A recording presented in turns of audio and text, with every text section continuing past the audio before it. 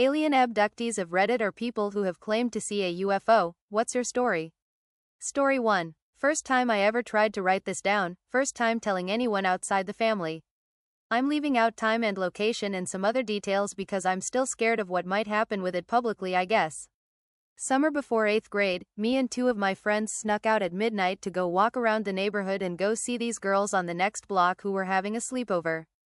We turn a corner in our neighborhood and there's this huge black blimp-shaped thing in the sky. Like the pictures of the Hindenburg but bigger than that and as close if not closer. Completely silent and the size of at least 4 to 5 football fields across, no exaggeration, even though I was young. We stare at it entranced, asking each other over and over again if we see it, which we all agree that we do, standing there, frozen in one place. It's like black polished gunmetal, no lights, no sound, no anything. It's just hovering there, and then I don't know what happened but time clearly jumps. Next thing I remember is the craft, ship, government experiment, whatever the hell it is has gone and there's a tiny glowing white barbell thing in the sky, seemingly slowly falling to earth with wisps of smoke coming off it. Then two brand new black trucks with silver gearboxes on the back, like F-150s or S-10s but nicer came speeding down the street, going about 70 in a residential 25 miles per hour neighborhood.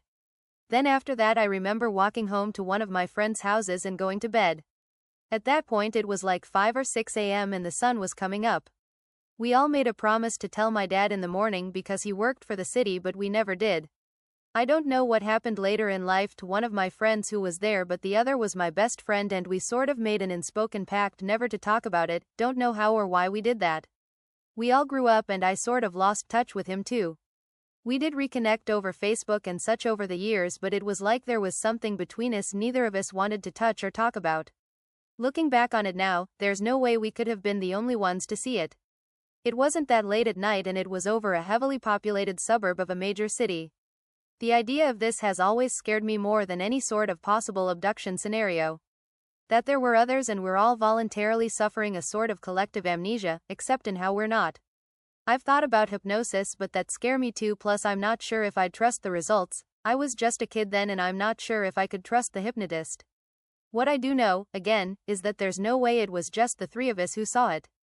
We're talking a huge thing hovering in the sky directly above hundreds of houses just after midnight on a summer weekend night. But nothing on the news, nothing in the paper, nothing on TV, no words spoken about it again ever by anyone. Story 2. My mom tells a story of her and her friend. Let's call her friend Lisa. When my mom and Lisa were teenagers, they were up on the roof of Lisa's house, and they see a bright light in the sky. Next thing they know, the light is gone. Thing is, they think they've been on the roof for like 15 minutes, but something like 3 hours passed. Mom doesn't remember anything about what happened during that time, and Lisa simply refuses to talk about it. She would answer my mom with things like, I dunno, and just drop it. For a long time. So a couple months later, Mom moves away and loses contact with Lisa for about 10 years. She finally meets up with her again and immediately notices that something is odd about Lisa. Lisa appeared very distant to her, with a very dreamy demeanor. Like she was really happy and at peace, for no good reason. After they talk for a bit, Lisa brings up the incident on the roof. Mom says she still doesn't really remember anything about it. But Lisa remembers. She remembers everything. She said that at first, it was all in bits and pieces and she couldn't remember any of it clearly. She was confused and scared and wanted to avoid discussing it. Then, as time passed, she began to remember more of it. She remembers it all clearly, and she remembers the other 3 times she was abducted after that clearly as well. At first, they paralyzed her somehow and did all sorts of invasive experiments on her, but by the most recent time, they stopped probing her and began to talk with her. They didn't speak English or any other human language, but she could understand everything they said, even though she can't speak their language herself. Apparently they told her all sorts of things, stuff about space, Earth itself, and most shockingly, predicted years beforehand that she would get pregnant in a specific year and it would also be a stillborn, and that she would never be able to have children again. They also told her that it was not their fault and they even made an attempt to save her from this fate, but they were unsuccessful. They also told her that they had abducted my mother. Another time, after that first incident. Mom says she has no recollection of any other potential abductions, but she does have recurring nightmares of being abducted, but she's almost sure that they're just that, nightmares. Anyway, Lisa tells Mom that every time she speaks with them, she comes to understand the truth, more and more. When Mom inquires what the truth is, Lisa just says that you will know eventually, and she says that once she learned of the truth, then everything became wonderful.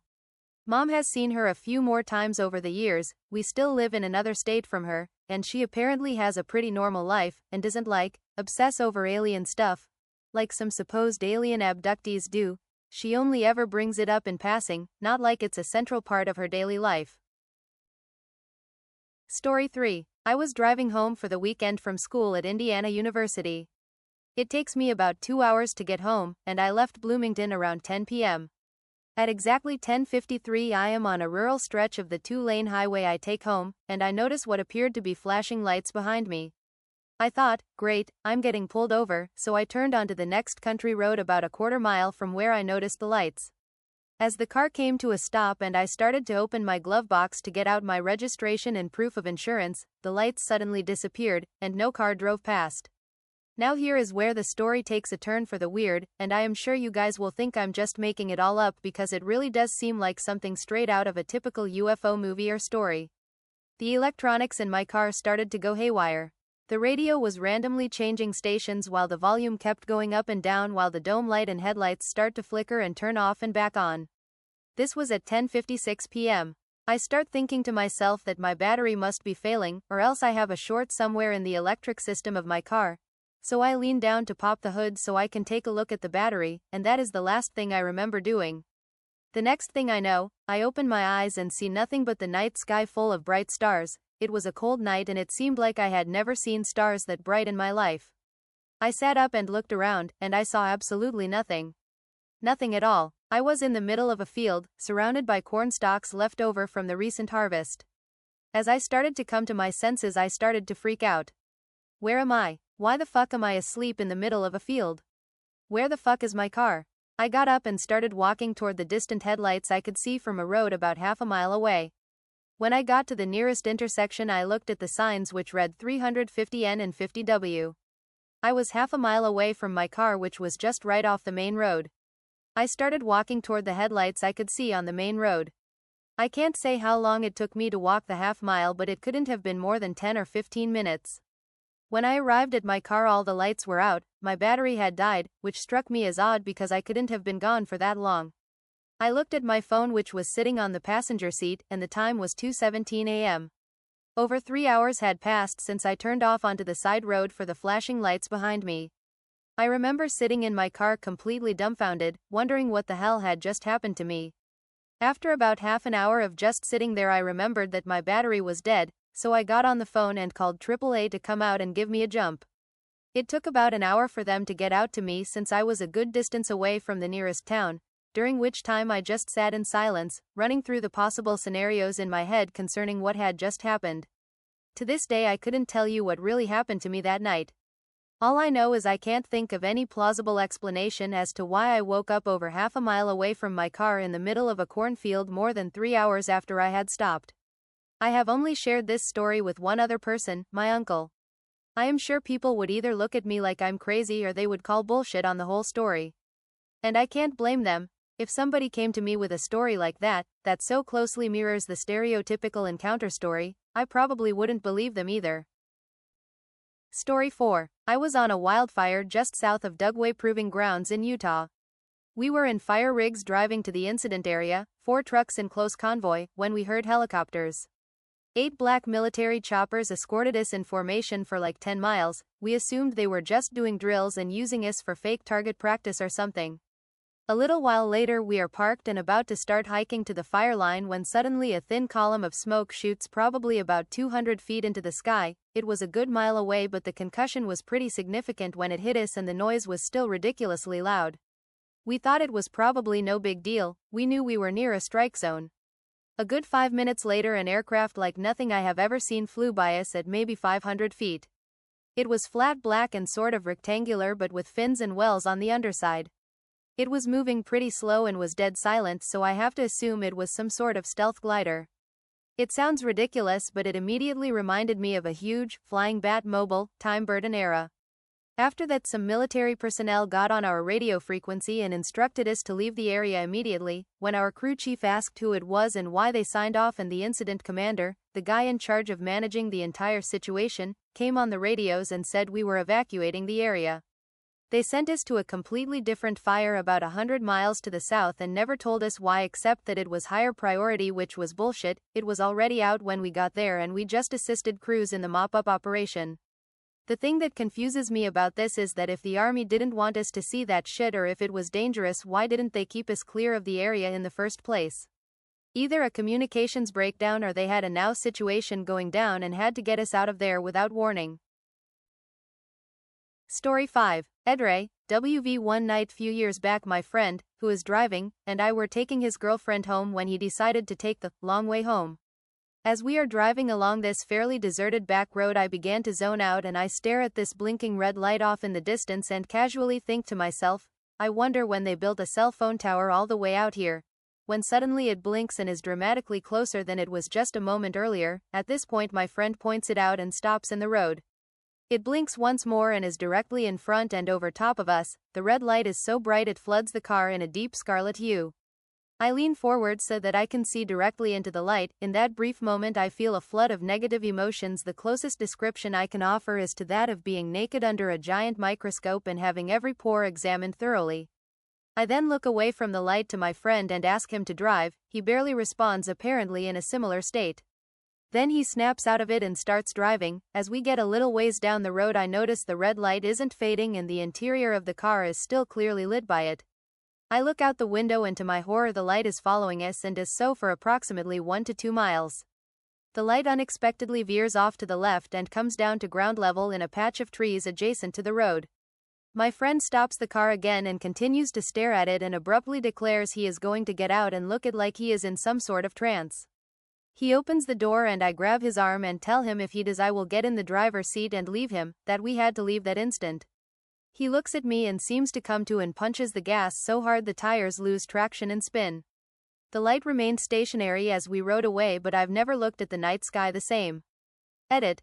The incident occurred after dropping off my buddy's girlfriend, so she wasn't present. In my rush to type the story I forgot that part. Story 6. 1997, Colorado Springs, Colorado. I was 8 years old, playing in the sand volleyball court at the park down the street from my house. I was engrossed in my activity, burying my collection of Happy Meal toys in the sand, and then digging them back out. Repeat. I was looking down, but decided suddenly that I needed to look up because the world around me had lost all sound. There was no longer any ambient noise. No traffic noise from the busy streets just a block over. No more dogs barking. No more birds chirping. I looked at the street that bordered the park, and that is when I saw it. It looked like a stealth bomber turned sideways, nose leading, one wing down toward the road and the other pointed up at the sky. Completely shiny black in color, as tall as a house, shaped like an arrowhead. It was cruising the street at 3 miles per hour. Just gliding over the road. I watched it for maybe 20 seconds. As soon as it had passed behind some 2-story houses and out of my sight, I got my hearing back full force. Story 7. 2010, Los Angeles, California. I was cleaning up around my apartment when I noticed my kitchen lamp swinging and my building rocking. Obviously, earthquake. It lasted for a bit and I called my friend to make sure she was okay. As we were chatting, I was standing out on my balcony which overlooks Runyon Canyon, a popular hiking trail. I suddenly noticed this object hovering high in between the mountains. It was way too high to be a helicopter and too small and low to be a plane. What made it super strange was its shape and lack of movement. It was orbesque and stood stagnant for about a solid 3 minutes before moving at a snail's pace to the west. I'm talking slower than any aircraft, blimp, kite, whatever, that I've ever seen. It also seemed to reflect off the sun, but only at some angles. I grabbed my crappy digital camera and tried to capture it as best I could. After moving towards the left and then once again staying completely still, it immediately darted at what seemed like an impossible speed in the opposite direction upwards and disappeared. Plain old man-made, government, or other, it was one of the weirdest, best sightings I've ever experienced, especially since it was in broad daylight.